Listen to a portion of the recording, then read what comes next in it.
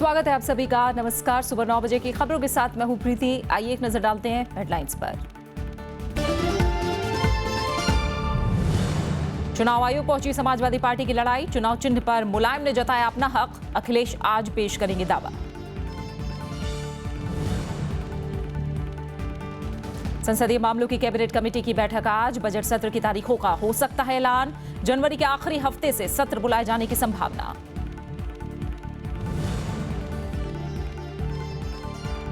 अरुणाचल प्रदेश में 3 मंत्री बर्खास्त, 2 सलाहकार और 5 संसदीय सचिव भी हटाए गए।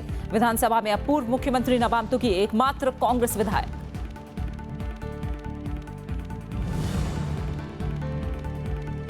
नवंबर में 4.9% रही 8 प्रमुख उद्योगों की विकास दर। कच्चे तेल और प्राकृतिक गैस उत्पादन में कमी से गिरावट। अक्टूबर में 6.6% था आंकड़ा। नेपाल में मधेसियों की मांगों पर विचार का रास्ता साफ। सुप्रीम कोर्ट का संविधान संशोधन बिल पर रोक से इनकार। कहा कानून बनाना विधायिका का काम। समाजवादी पार्टी का विवाद चुनाव आयोग पहुंच गया। पार्टी अध्यक्ष मुलायम सिंह यादव ने साइकिल चुनाव चिन्ह को अपना बताते हुए आयोग का दरवाजा खटखटाया है। वहीं लखनऊ में अखिलेश यादव दिन भर समर्थक विधायकों और नेताओं से मुलाकात करते रहे।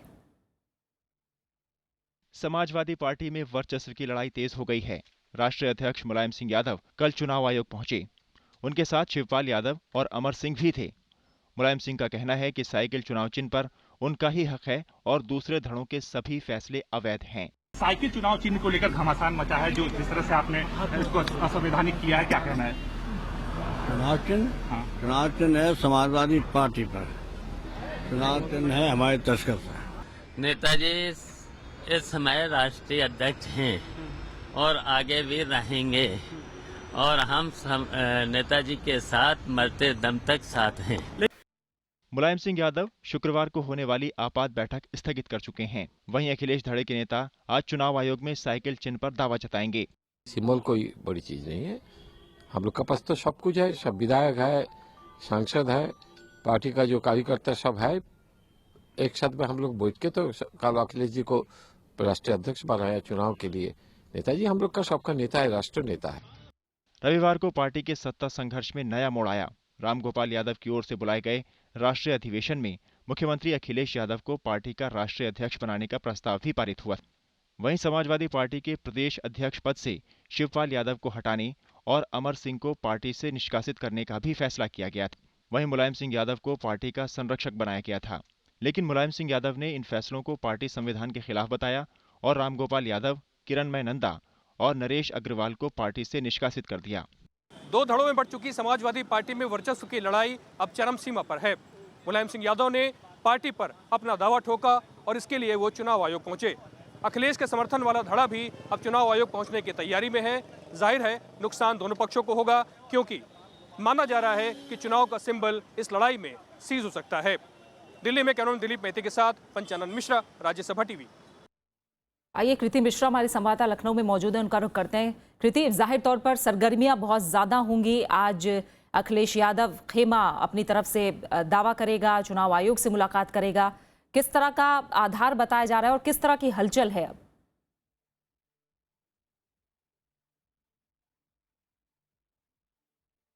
जी प्रीति, देखिए समाजवादी पार्टी में चल रहा घमासान अब अपने चरम सीमा पर पहुंच गया है। कल जहां मुलायम सिंह यादव का खेमा इलेक्शन कमीशन के पास पहुंचा था, वहीं आज 11:30 बजे रामगोपाल यादव इलेक्शन कमीशन के पास जाएंगे। कयास ये लगाए जा रहे हैं कि वो पार्टी सिंबल पर अपना दावा पेश करेंगे और साथ ही जो राष्ट्रीय अधिवेशन रविवार को लखनऊ में किया गया था, जहां अखिलेश की ताजपोशी हुई थी, अमर सिंह को पार्टी से निकाला गया था और शिवपाल को अपने पद से हटाया गया था, वो डिसीजन भी वो इलेक्शन कमीशन को बता सकते हैं। लेकिन साथ ही प्रीति, कल खबरें ये भी आई थी और हमसे वार्ता करते हुए आजम खान, जो कि वरिष्ठ नेता हैं समाजवादी पार्टी के, उन्होंने कहा था कि वो एक बार और सुलह कराने की कोशिश करेंगे। तो कयास ये लगाए जा रहे हैं कि मुलायम सिंह ने आजम खान को दिल्ली में बुलाया है। अब देखते हैं पार्टी 2 धड़ों में बढ़ती है, सुलह फिर से होती है, इलेक्शन कमीशन का निर्णय सर्वोपरि होता है, या फिर दोनों ही पक्ष अब कोर्ट की दहलीज तक पहुंचते हैं। जी प्रीति। हाँ कृति, यही समझना चाह रहे थे आपसे। आपने इस जानकारी को हम तक पहुंचाया। आपने खुद आजम खान से बात की, एक कोशिश और करेंगे जैसा आप आजम खान ने आपको बताया भी है सुलह कराने की। देखना होगा कि आज किस तरह की सरगर्मियां रहती हैं। आज अखिलेश यादव चुनाव आयोग से भी मुलाकात करेंगे। इस तमाम जानकारी को हम तक पहुंचाने के लिए कृति, फिलहाल आपका बहुत बहुत शुक्रिया। आइए अब कुछ और खबरों का रुख करते हैं। प्रधानमंत्री नरेंद्र मोदी ने उत्तर प्रदेश के मतदाताओं से विकास के लिए वोट करने को कहा है। लखनऊ में बीजेपी परिवर्तन रैली में उन्होंने बीएसपी और समाजवादी पार्टी पर विरोध की राजनीति का आरोप लगाया। प्रधानमंत्री ने नोटबंदी के फैसले का बचाव करते हुए कहा कि वो काला धन और भ्रष्टाचार के खिलाफ लड़ाई जारी रखेंगे। लखनऊ में बीजेपी की परिवर्तन रैली में प्रधानमंत्री नरेंद्र मोदी ने लोगों से जात पात से उठकर विकास के लिए वोट करने की अपील की। उन्होंने कहा कि केंद्र सरकार ने 2.5 लाख करोड़ रुपए उत्तर प्रदेश सरकार को दिया, लेकिन समाजवादी पार्टी की सरकार राज्य का विकास करने में नाकाम रही। 2.5 साल में 2.5 लाख करोड़ रुपया, भाइयों बहनों, अकेले दिल्ली सरकार के पैसों का अगर सही उपयोग हुआ होता तो आज उत्तर प्रदेश कहां से कहां पहुंच गया होता। प्रधानमंत्री ने विपक्ष पर विरोध की राजनीति का आरोप लगाया। उन्होंने कहा कि समाजवादी पार्टी और बीएसपी, जो कभी एक राय नहीं रखते, उनके खिलाफ एक साथ आ गए हैं, लेकिन दोनों को उत्तर प्रदेश की चिंता नहीं है। एक दल ऐसा है जो अपने बेटे को प्रस्थापित करने के लिए पिछले 15 साल से कोशिश कर रहा है। दूसरा दल ऐसा है वो इस चिंता में है कि पैसे कहां रखे। प्रधानमंत्री ने कहा कि वो काला धन और भ्रष्टाचार खत्म करने में लगे हैं। उन्होंने मतदाताओं से आगामी विधानसभा चुनाव में लोगों से बीजेपी को जीत दिलाने की अपील की। रैली को बीजेपी अध्यक्ष अमित शाह, केंद्रीय मंत्री राजनाथ सिंह, कलराज मिश्र और उमा भारती ने भी संबोधित किया। सूबे में बीजेपी को एकमात्र विकल्प बताते हुए प्रधानमंत्री ने कहा कि रैली में उमड़े जनसैलाब से ये तय हो गया है कि यूपी किस दिशा की ओर बढ़ेगा। अब देखना है कि क्या ये जनसैलाब वोटों में तब्दील हो सकता है। ये तस्वीर अब कुछ महीनों में साफ हो जाएगी। लखनऊ से कैमरामैन शिव कुमार के साथ कृति मिश्रा, राज्यसभा टीवी। नोटबंदी के मुद्दे पर कांग्रेस सरकार पर नए सिरे से दबाव बनाएगी। इसके लिए जल्द ही हर राज्य में केंद्र सरकार के खिलाफ विरोध प्रदर्शन होगा। नए साल में भी कांग्रेस नोटबंदी पर सरकार को घेरने की पुरजोर कोशिश में लगी है। सोमवार को पार्टी ने प्रधानमंत्री नरेंद्र मोदी से कई सवालों का जवाब मांगा कि भाई 30 दिसंबर तक कितना पैसा बैंकों में जमा हो गया है। दूसरा सवाल, उसमें से कितना धन काला है, कितना नीला है, कितना पीला है और कितना सफेद है। मुख्य विपक्षी दल जल्द ही सरकार को घेरने के लिए सड़कों पर उतरेगा। इसके लिए हर राज्य में विरोध प्रदर्शन किया जाएगा। एक थाली पीट आंदोलन कर रहे हैं सोते हुए सरकार को जगाने के लिए, और 11 जनवरी को हम दिल्ली में एक नेशनल कन्वेंशन कर रहे हैं, जिसमें देश की अलग अलग जगह से सीनियर फंक्शनरीज आएंगे और मोदी जी के अगेंस्ट जो ये भ्रष्टाचार की जितने भी सारे एलिगेशंस हैं उस बारे पे चर्चा होगी।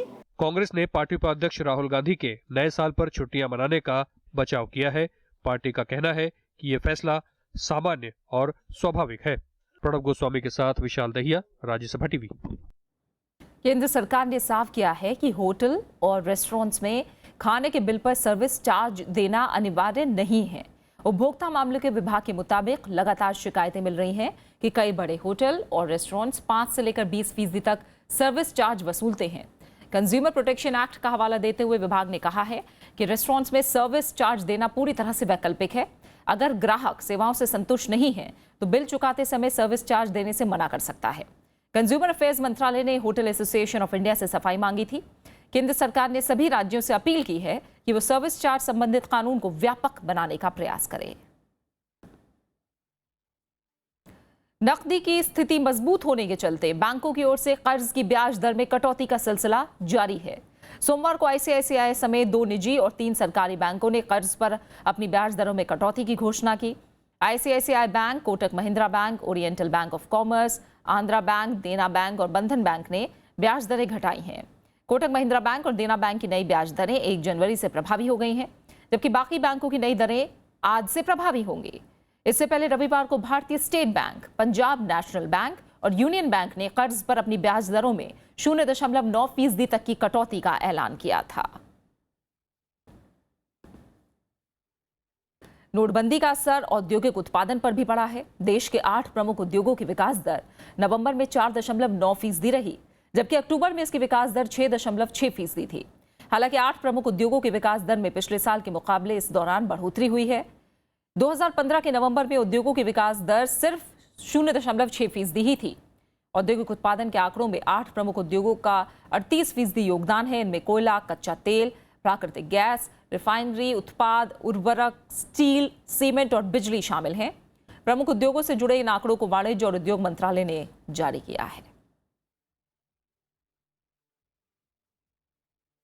पीपल्स पार्टी ऑफ अरुणाचल से बीजेपी में शामिल होने के बाद अरुणाचल प्रदेश के मुख्यमंत्री पेमा खांडू ने 3 मंत्रियों, 2 सलाहकारों और 5 संसदीय सचिवों को पद से हटा दिया है।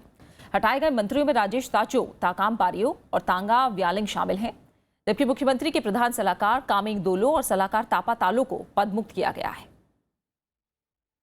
अरुणाचल में राजनीतिक फेरबदल के बाद बीते साल के आखिरी दिन मुख्यमंत्री पेमा खांडू समेत पीपीए के 33 विधायक बीजेपी में शामिल हो गए थे, जबकि पदमुक्त किए गए मंत्री और विधायक बीजेपी में शामिल नहीं हुए थे। ये सभी अभी भी पीपीए पार्टी का हिस्सा हैं। वहीं दूसरी तरफ राज्य में कांग्रेस के 3 विधायकों में से 2 ने पार्टी का साथ छोड़ दिया है। खोंसा ईस्ट विधानसभा के विधायक वांगलिंग समिन और कनुबारी से ग्रेबियल डेनवांग वांगशु बीजेपी में शामिल हो गए हैं। अब अरुणाचल प्रदेश की 60 सीटों वाली विधानसभा में कांग्रेस की तरफ से इकलौते विधायक नबाम तुकी बचे हैं।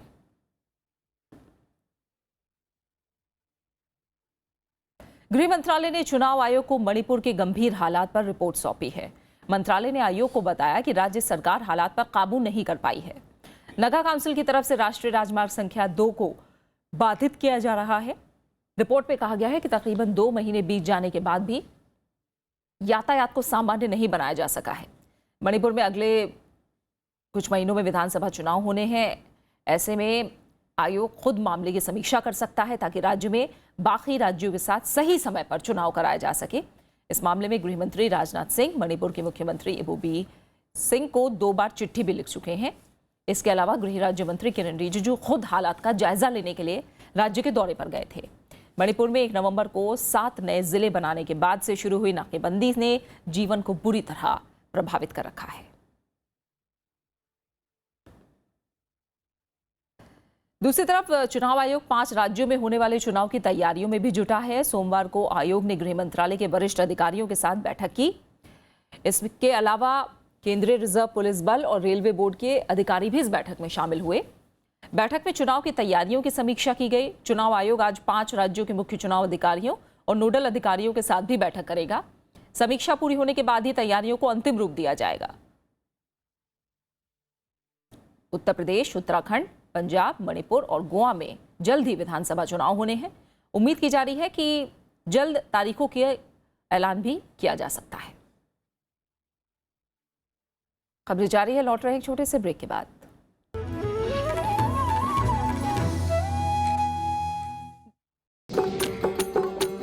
माटी आमर मारे तसोया मरमा माटी आमर मारे तसोया मरमा आमे सब रोय तो जमा माटी आमर मा। प्रजा आदिवासियों के गीत संगीत की अगर बात करें तो उनके संगीत में मृदंग और एकतारा बेहद अहम होता है। आमे सब रोय तो जमा माटी आमर मा। प्रजा आदिवासी आबादी की आर्थिक स्थिति की अगर बात करें तो ये पूरी आबादी गरीबी रेखा के नीचे जीती। ये छोटी मोटी खेती करते हैं या जंगल से कुछ उत्पाद जुटाते हैं।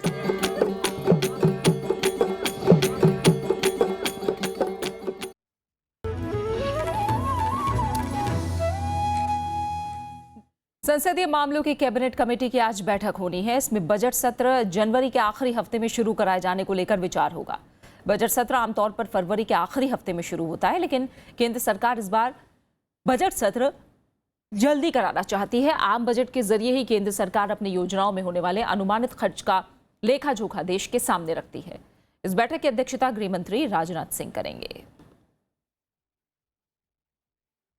धर्म या जाति के नाम पर वोट मांगना भ्रष्ट आचरण है। सुप्रीम कोर्ट की संविधान पीठ ने 4-3 के बहुमत से यह फैसला दिया है। राजनीतिक दलों ने इस फैसले का स्वागत किया है। सुप्रीम कोर्ट ने धर्म, जाति, समुदाय, वर्ग और भाषा के आधार पर वोट मांगने को अवैध ठहराया है। 7 जजों की संविधान पीठ ने चुनाव को धर्मनिरपेक्ष पद्धति बताया है। कोर्ट के इस फैसले से चुनाव को धर्म से अलग कर दिया गया है।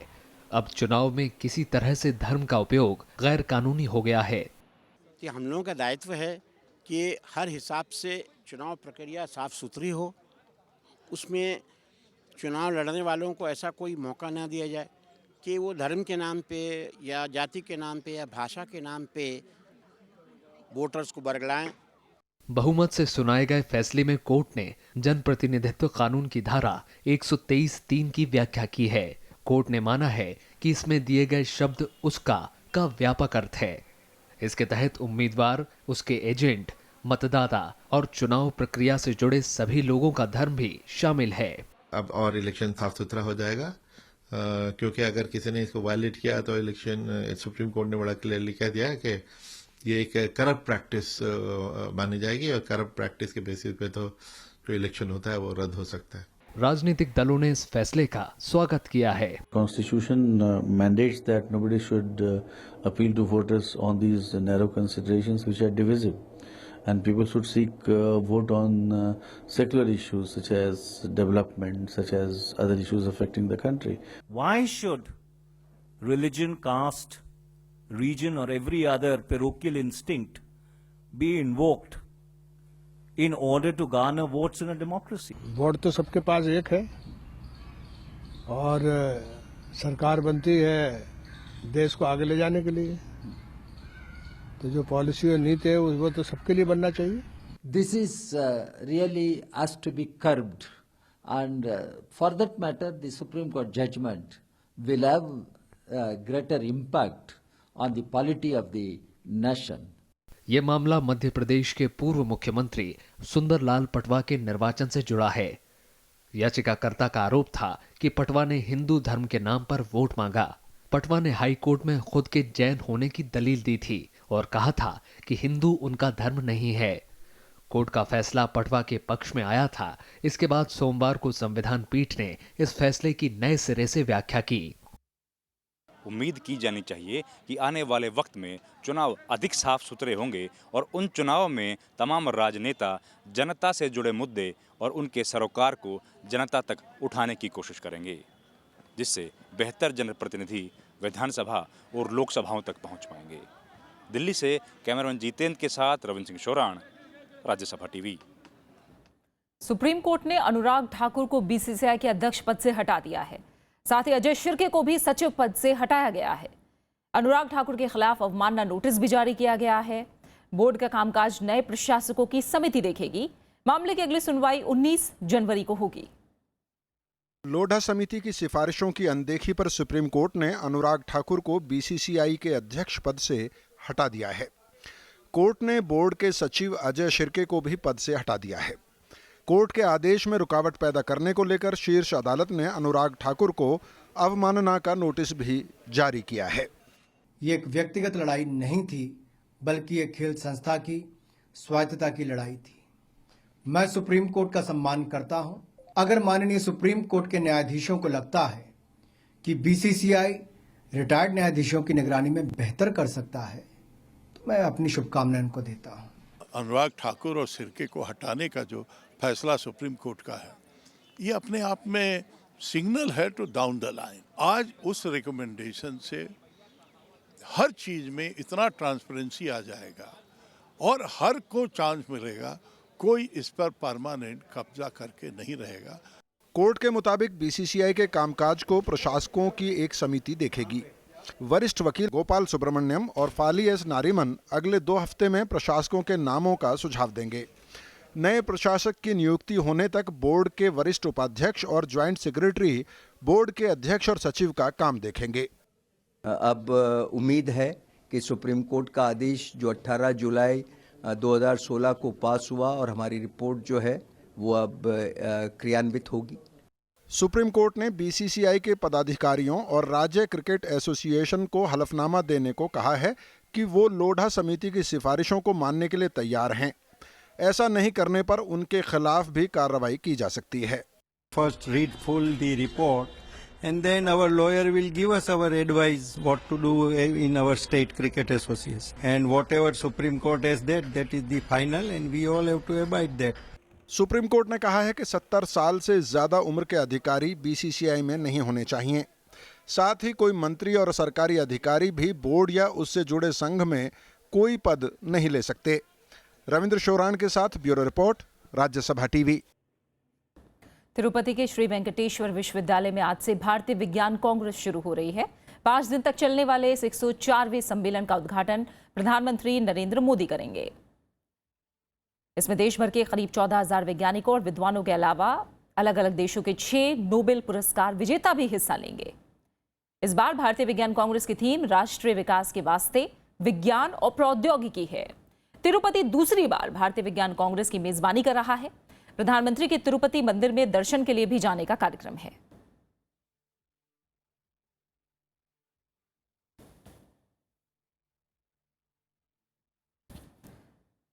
उपराष्ट्रपति मोहम्मद हामिद अंसारी से कल भारतीय मूल के अमेरिकी मुस्लिम संगठन के प्रतिनिधियों ने मुलाकात की। एएस नकदर की अगुवाई में American federation of Muslim of Indian origin के 19 प्रतिनिधि उपराष्ट्रपति से उनके आवास में मिले। दल के सभी सदस्यों ने उपराष्ट्रपति से भारत में अपने दौरे के अनुभव साझा किए। जम्मू कश्मीर के बारामूला में सुरक्षा बलों और आतंकवादियों के बीच मुठभेड़ चल रही है।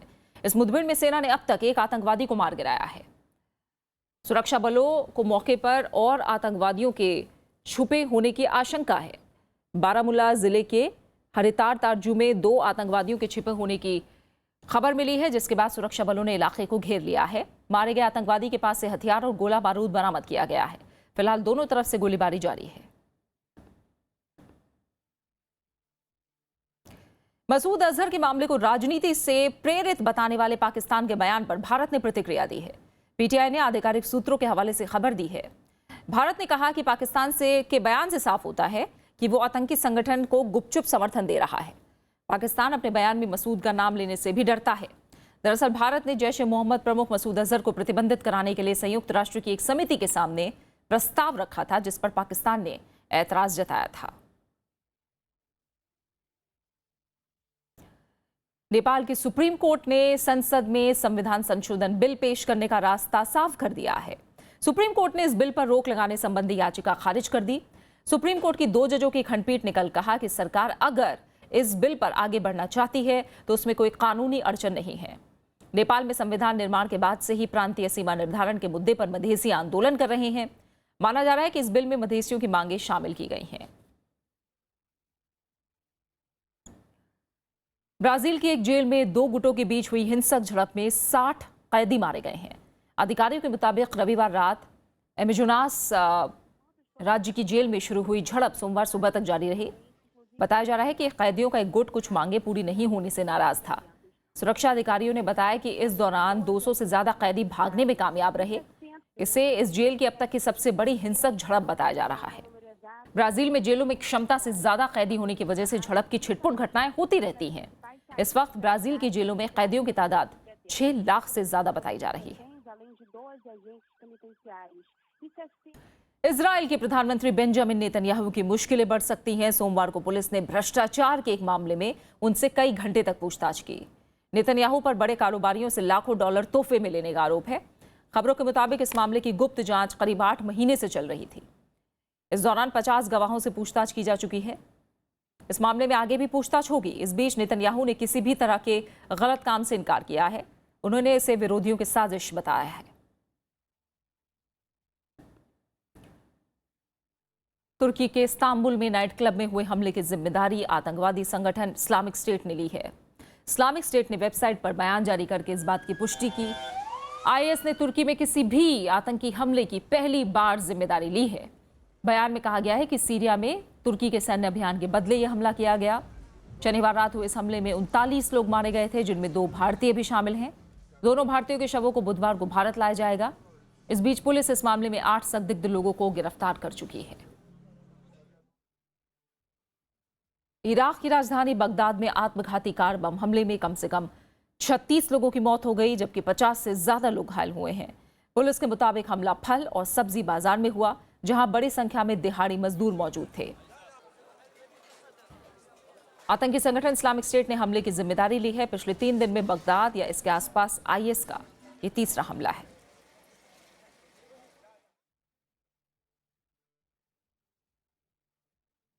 और अब बात करते हैं मौसम की। दिल्ली NCR समेत उत्तर भारत के कई इलाके कोहरे की चपेट में हैं। हिमाचल प्रदेश और उत्तराखंड में ताजा बर्फबारी के साथ सर्द हवाओं ने ठंड बढ़ा दी है। कहीं कोहरा, कहीं बर्फबारी। दिल्ली NCR समेत उत्तर भारत के कई इलाके कोहरे की चादर ओढ़े हुए हैं। सड़कों पर गाड़ियां रेंगने को मजबूर हैं। धुंध की वजह से हुए सड़क हादसों में उत्तर प्रदेश के बलिया में 2, जबकि मध्य प्रदेश के सीहोर जिले में 1 शख्स की मौत हो गई। बच्चों से लेकर बड़ों तक सबको कोहरे के चलते कामकाज में मुश्किलों का सामना करना पड़ रहा है। सुबह सुबह उठा था तो लग नहीं पा रहा था कि स्कूल जा पाऊंगा, पर अब आना पड़ा, उसके प्रोजेक्ट सबमिट करना है इसलिए। धुंध की वजह से 13 अंतर्राष्ट्रीय और घरेलू उड़ानों में देरी हुई, जबकि 2 घरेलू उड़ानों को रद्द कर दिया गया है। वहीं दिल्ली आने वाली 55 ट्रेनें देरी से चल रही हैं। 22 ट्रेनों के समय में बदलाव किया गया और 6 ट्रेनों को रद्द कर दिया गया। इसका समय 12:30 बजे है दिन में कल, लेकिन वो ट्रेन ये सुबह 3:30 बजे पहुंचाई है हम लोगों को, मतलब कि 15 घंटे लेट पहुंचाई और बहुत दिक्कत हुआ, बहुत परेशानी हुई। शिमला के अलावा हिमाचल प्रदेश के ऊपरी इलाकों में हुई ताजा बर्फबारी ने ठंड में इजाफा कर दिया है। कुफरी, फागू, लाहौल स्पीति और किन्नौर में हुई बर्फबारी की वजह से पूरी घाटी में शीतलहर चल रही है। शिमला में तापमान 0 से 3 डिग्री नीचे चला गया है। मनाली में तापमान -0.6 डिग्री सेल्सियस दर्ज किया गया। राजस्थान में सबसे कम तापमान चित्तौड़गढ़ में रहा। यहाँ पारा 6.6 डिग्री सेल्सियस दर्ज किया गया। उत्तर प्रदेश, पंजाब और हरियाणा का भी कुछ यही हाल है। बहुत ज़्यादा दिक्कत हो रही है बस चलाने में। कोहरे में कुछ भी दिखाई नहीं दे रहा है और ठंड में बुरा हाल हो रहा है। हम अगर जहाँ 3.5 घंटे में सफ़र करते थे वहाँ 5, 5.5, 6 घंटे में सफ़र हो रहा हमारा कोहरे के कारण। फिलहाल ठंड से निजात मिलना मुश्किल है। मौसम विभाग के मुताबिक अगले 5 दिनों में पहाड़ों पर बर्फबारी होगी, जिसके चलते मैदानी इलाकों में शीतलहर जारी रहेगी। Bureau report, Rajya Sabha TV. और अब आखिर में एक नजर हेडलाइंस पर। चुनाव आयोग पहुंची समाजवादी पार्टी की लड़ाई। चुनाव चिन्ह पर मुलायम ने जताया अपना हक। अखिलेश आज पेश करेंगे दावा।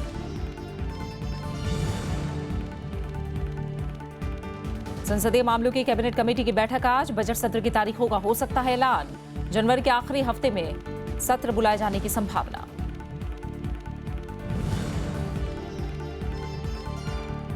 अरुणाचल प्रदेश में 3 मंत्री बर्खास्त, 2 सलाहकार और 5 संसदीय सचिव भी हटाए गए। विधानसभा में अब पूर्व मुख्यमंत्री नबाम तुकी एकमात्र कांग्रेस विधायक।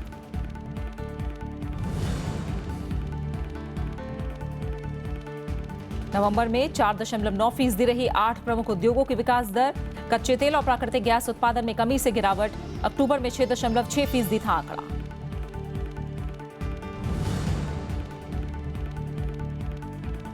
नेपाल में मधेसियों की मांगों पर विचार का रास्ता साफ। सुप्रीम कोर्ट का संविधान संशोधन बिल पर रोक से इनकार। कहा कानून बनाना विधायिका का काम। और फिलहाल सुबह 9 बजे की खबरों में मेरे साथ इतना ही। आगे देखिए देश देशांतर। नमस्कार।